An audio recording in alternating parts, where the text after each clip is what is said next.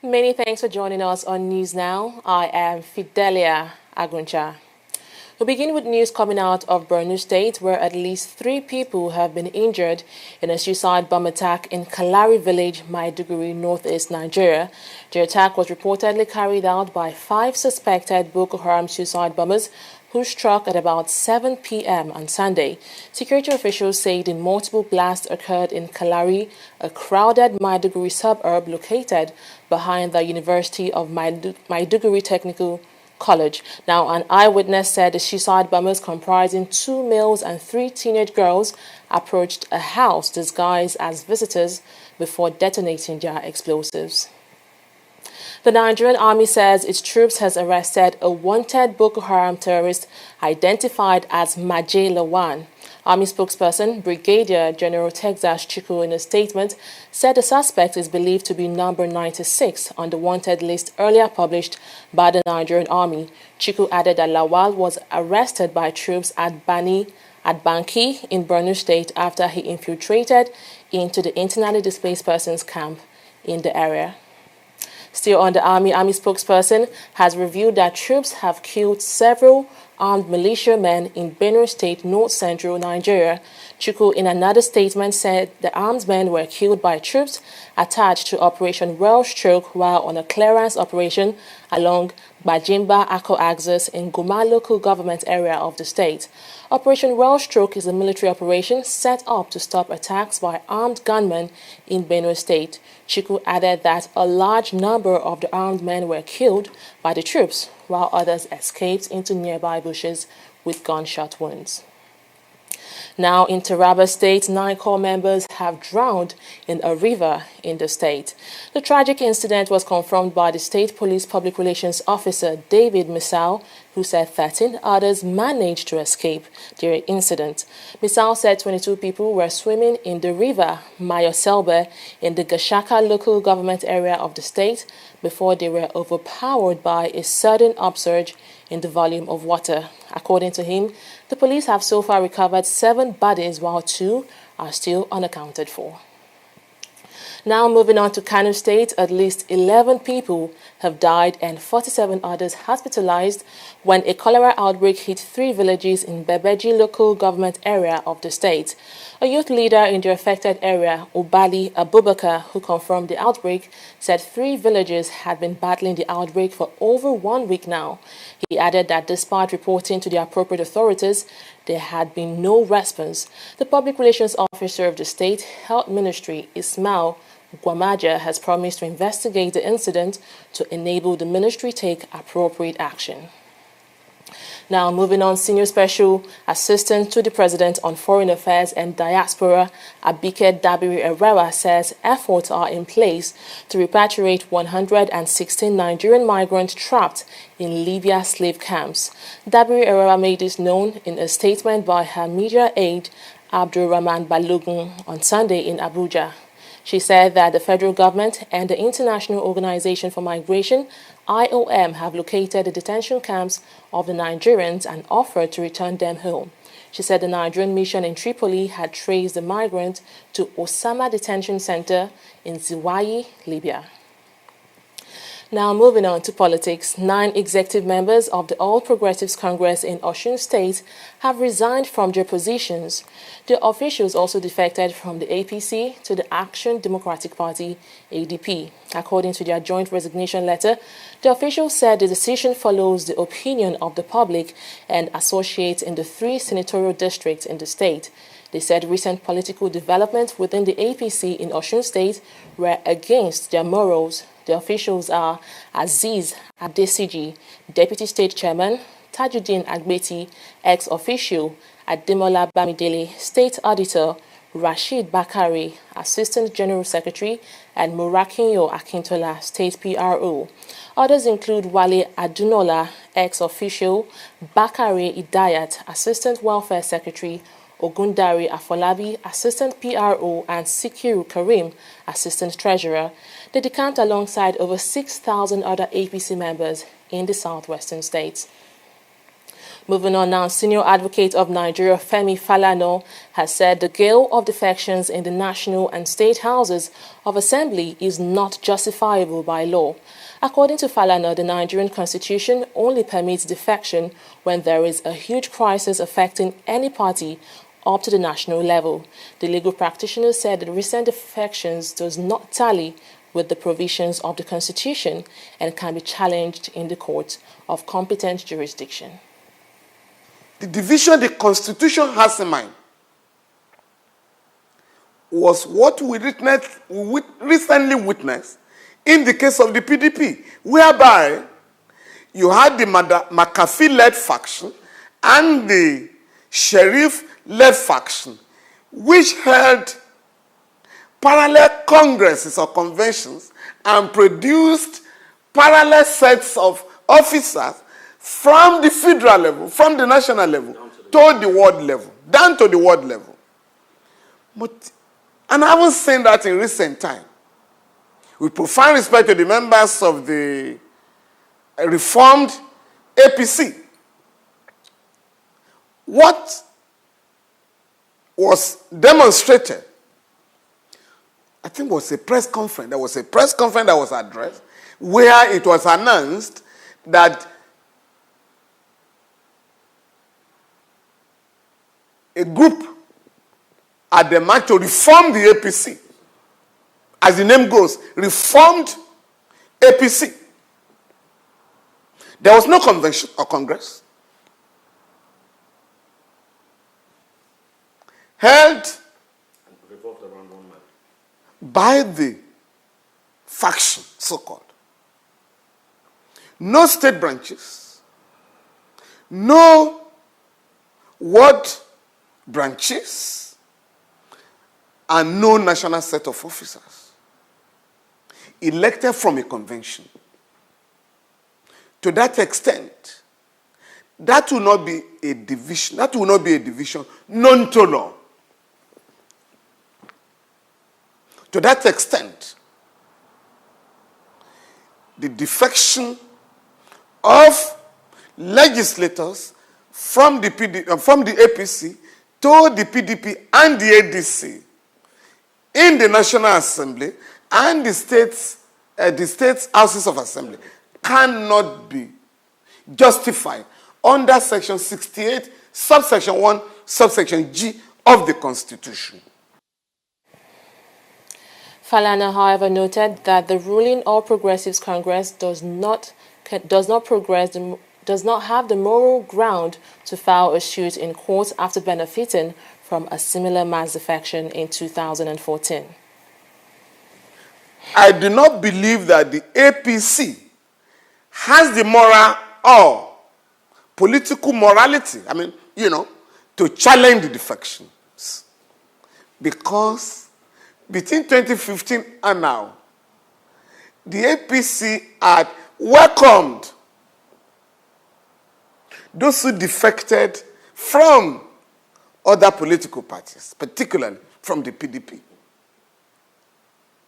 To that extent, the party cannot go to court to challenge the defection, morally speaking. However, members of the constituencies that elected these legislators will be on a stronger legal and moral and political wicket to challenge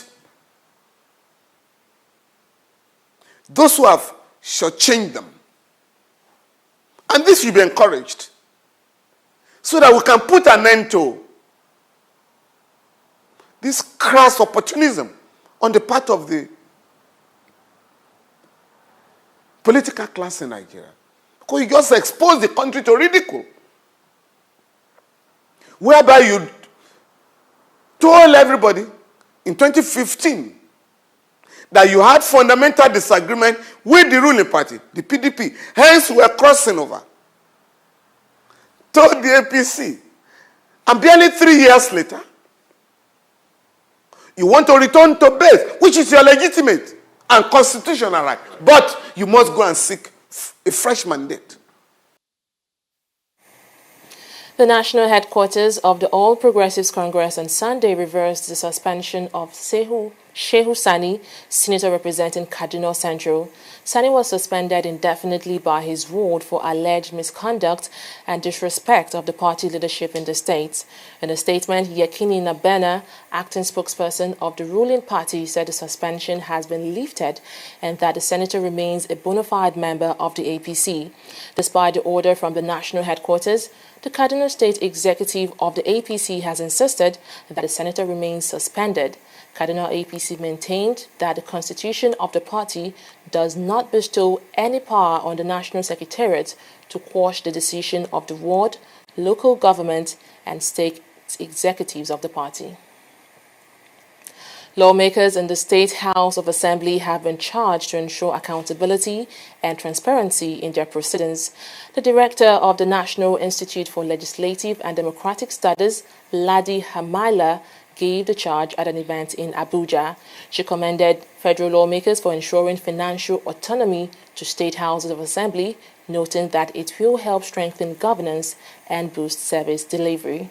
Also speaking at the event is the legal advisor for the National Institute for Legislative and Democratic Studies, NILDS.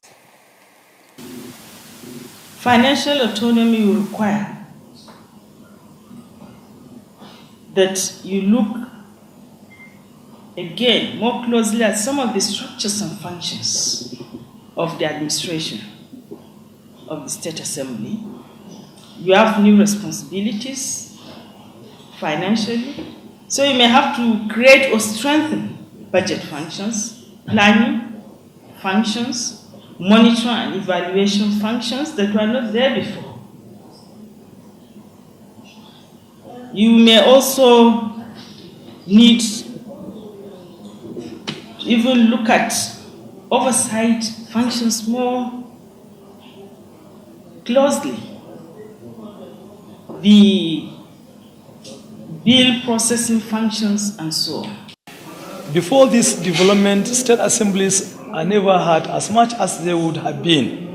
And state assemblies do not discharge most of their constitutional powers. And recently, the 1999 Constitution has been amended and state assemblies have been placed on first-line charge. The implication of that is that they will be receiving their funds directly as approved in the budget and will be able to have little or no reliance on the executives in terms of funding anymore.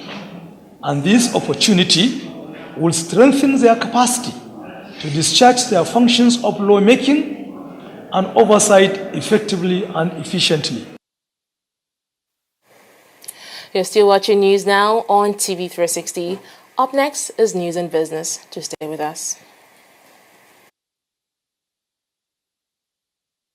Corruption not in my country. It's about the files your secretary presented to me regarding the company salary. Yes, the figures don't seem to add up. I suspect there's some form of a discrepancy. Precisely, sir. Keep the figures that way. That's fraudulent, sir. That's my money. I'm sorry, sir. I can't do that, sir. See how padded your sheets are. Are you telling me you cannot pad up figures? Sir, padding is against best auditing practices, and it's a form of corruption. It's true. Accountant. You were testing. Thank you, sir. That's it. Bagole. Yes, sir. You are fired. Fine. Yeah. Fine, sir. Rather than watch corruption grow under my watch. Padding is a form of corruption and not in my country, sir. Corruption not in my country. Stop corruption now. You're now on to News in Business. Welcome to TV360 News. The Nigerian incentive-based risk-sharing system for agricultural lending has said about 250,000 direct jobs and 1.25 million indirect jobs have been created under the Anchor Borrowers Program of the Central Bank of Nigeria. The agency said this in a statement signed by its head Corporate Communications, Annie Ihugwa, in reaction to claims that NISAL was delaying the release of funds for the program. NISAL is a risk-sharing system created by the CBN with a mandate to enhance the flow of affordable finance and investment into fixed agricultural value chains. The Lagos State government has credited 466.855 million naira into the retirement savings account of 187 of its retirees under the contributory pension scheme for the month of July.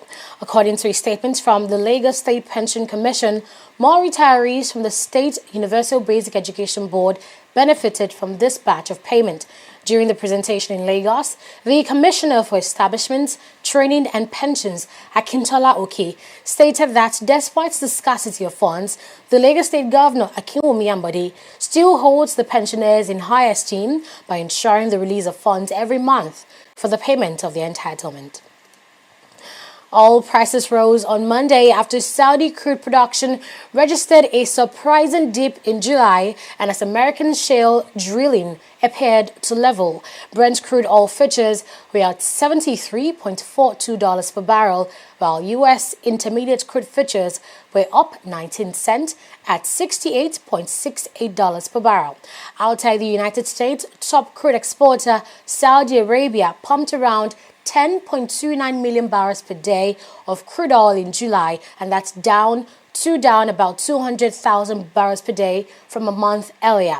Now, that drop came despite a pledge by the Saudis and a top producer, Russia, in June to raise output from July, with Saudi Arabia pledging a measurable supply boost.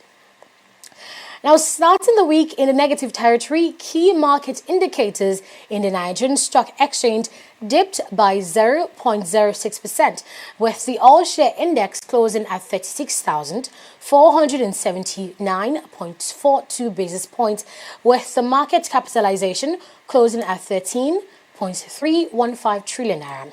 Leading a chart of 34 gainers are Lafarge Africa PLC, EcoBank Transnational Incorporated, that's ETI, United Bank for Africa, and O&O PLC. The close with 8.93%, 4.27%, 2.65% and 2.68% respectively. On the flip side, Better Glass PLC leads 22% laggards, including Okomu Oil Palm PLC, Nigeria Breweries PLC, and Flour Mills Nigeria PLC to close at 9.09%. The toast of traders today with the most traded shares are United Bank for Africa, United Capital PLC, Regency Alliance Insurance Company PLC, and Access Bank. A total of 182.291 million shares worth 2.033 billion naira were traded in 3,203 deals. More news coming right up after this. Do stay with us. Corruption not in my country. Good afternoon, sir. Good afternoon, madam. My name is Alero. I am not sick. I just need you to help put your stamp on this medical report. I want to tender it at my office as a sick leave. I'll pay 10,000 naira. Ma'am, that is impersonation.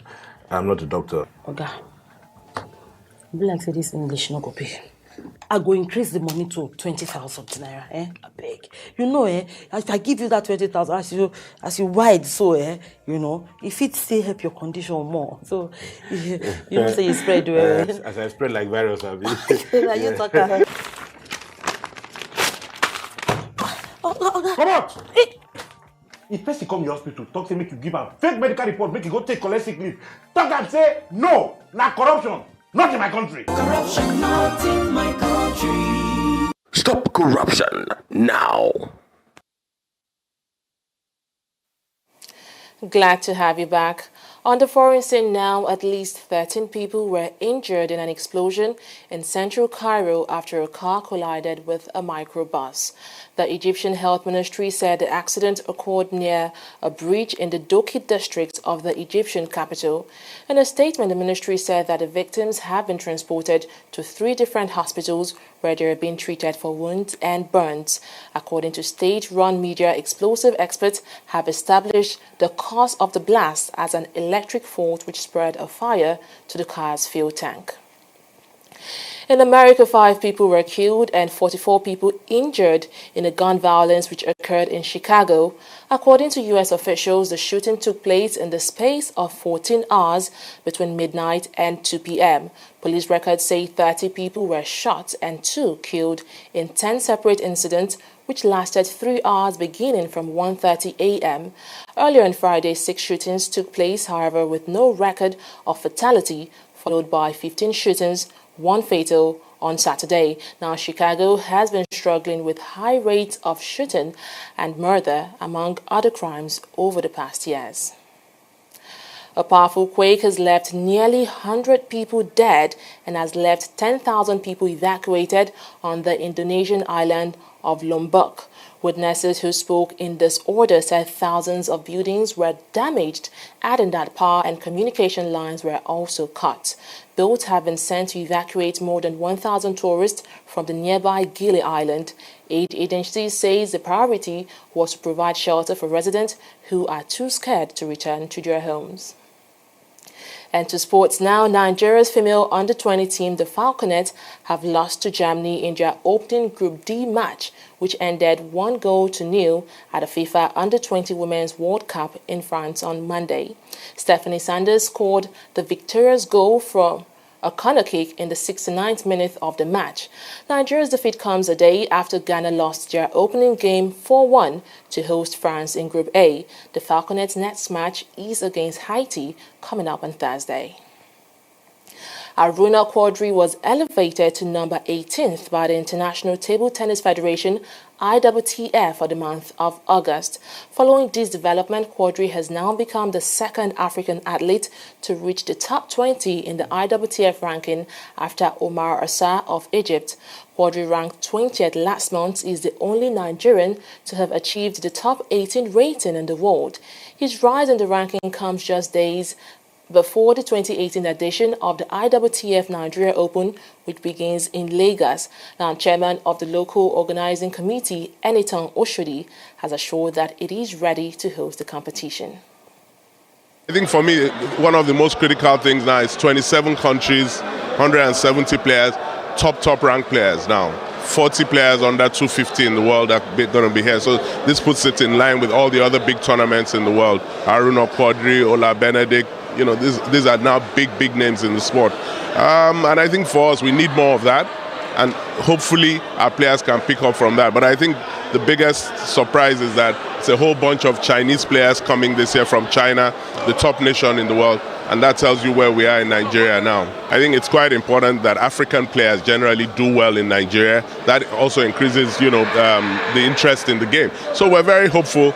Aruna Quadri, the number 1 ranked player. I think over the last few years, there's been quite a lot of pressure on him when he comes home to play. The expectations are very high, but he has the ability, he has the capacity. Segun Toriola, you know, just been speaking to him, bidding for his 8th Olympics. This, like he says, will be a good platform for him. He's played against all the players coming here before. They've done well against them.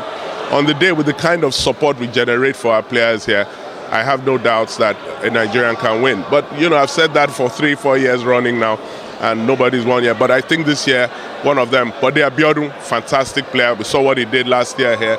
They can come through. And for me, of course, the new addition to the national team, Olajide Omotayo, the most gifted player we have right now playing currently. Fantastic skills, but he has to ally that with concentration and discipline. And, you know, I wouldn't be surprised if he went a long way. In the female category, it's going to be much harder with the Chinese women, very strong. The European women, Sarah Denot, the Luxembourg champion, and quite a few others. So, but, you know, with Ofyong Edem and Funke Oshonaike, never say never when playing at home. So hopefully we'll have a good tournament.